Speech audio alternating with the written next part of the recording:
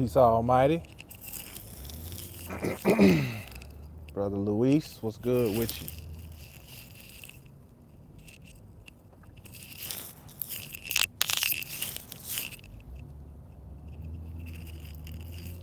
Trying to see if anybody else is gonna get on before we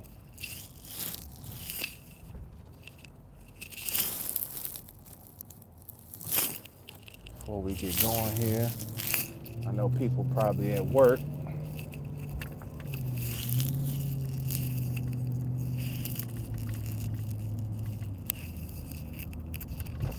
So I tried to do this video twice yesterday.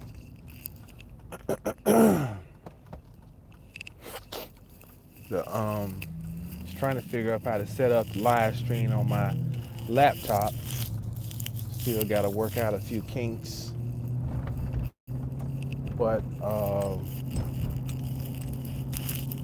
then my son got a hold of the phone. Decided he was gonna try to start his own live stream, but this whole thing about the brain, that's a piggyback on where we left off last time. I don't even know exactly where we left off, but I never really explained how I kind of pieced together a few things about the brain from the etymology of the word. I'm trying to remember. I forget sometimes how did I even start looking for something, and I got to remember what even got me on that. I think what it was, I had something told me to go and look. Yes, what it was.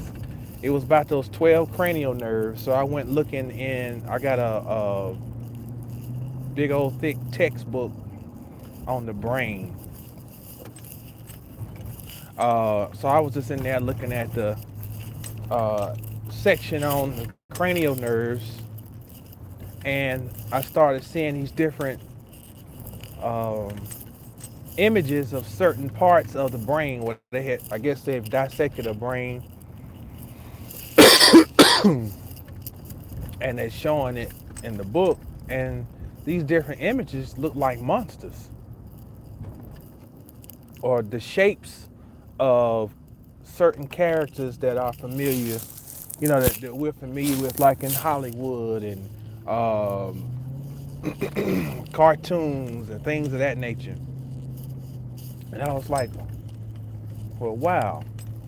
Then I started thinking about the whole Necronomicon pantheon,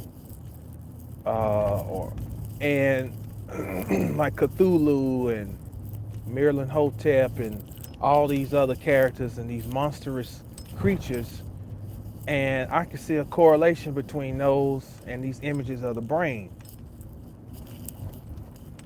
Then the other day, something also told me to go and look up the origin of the word ghetto. And it's funny how and this is how you know the spirit is leading you down something, because things that don't seem to have any remote association with each other end up lining up.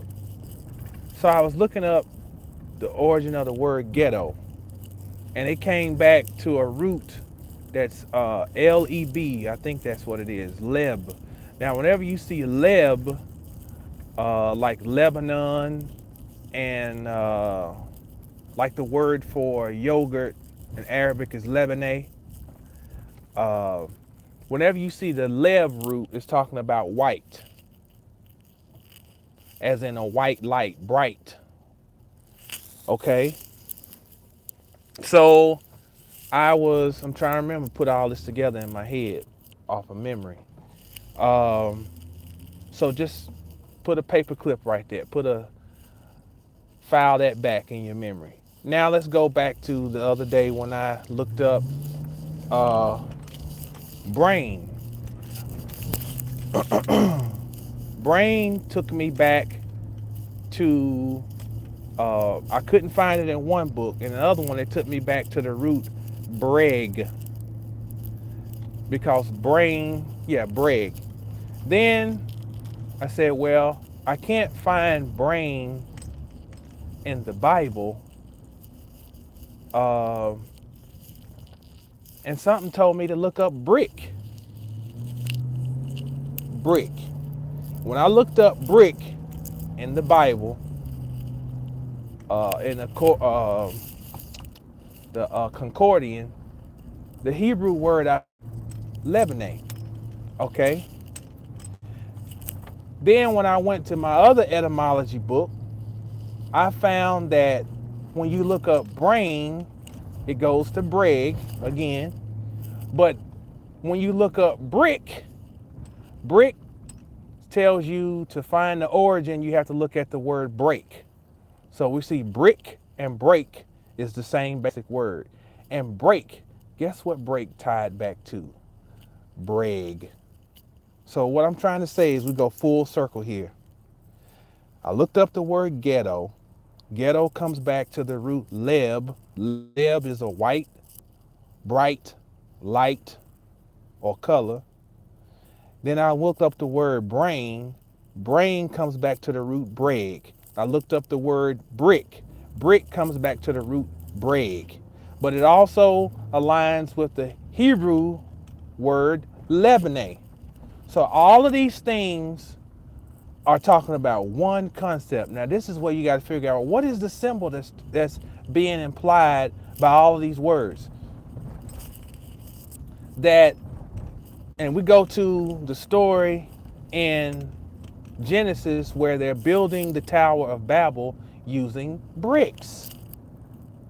And if brick, which goes back to breg, means to fracture, break, then we understand what the symbol is really saying. Now, each brick, let's say you live in a brick home. Each brick is just a fractured piece of a home. You have to put all those bricks together to build a house. But separately, they're fractured pieces of a house. They're the house broken down.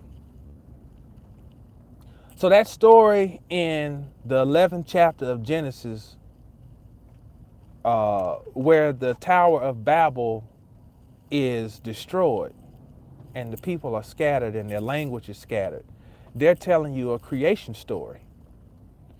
And this creation story talks about, you have to take away the punishment aspect, the overlord aspect of something deciding to do something to another group, and you have to look at it as an agreement that was made for something to enter into a subordinate or a lesser state so that it could complete a process. That story of the Tower of Babel is the story of the divine source dissolving itself. Let me put my phone down. I'm going through this school zone. That's the story of the divine nature dividing and breaking itself up. Now, those bricks would then correspond with what inside of us? It would correspond to our brains.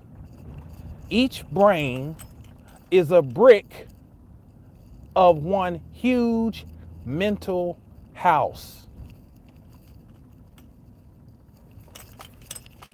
Yes, our brains. That's why your brain is not your enemy. And if our brain was worthless, then we have to wonder, why is so much effort into controlling the function of the brain. Why? Because the brain is a window. And a window is the same as a doorway. And a doorway is an interface between two worlds. So here's what's going on. I'm using this device right now to communicate. Now the channels on the back side of this device turn my communication into mass communication, because it will allow anyone who clicks on my channel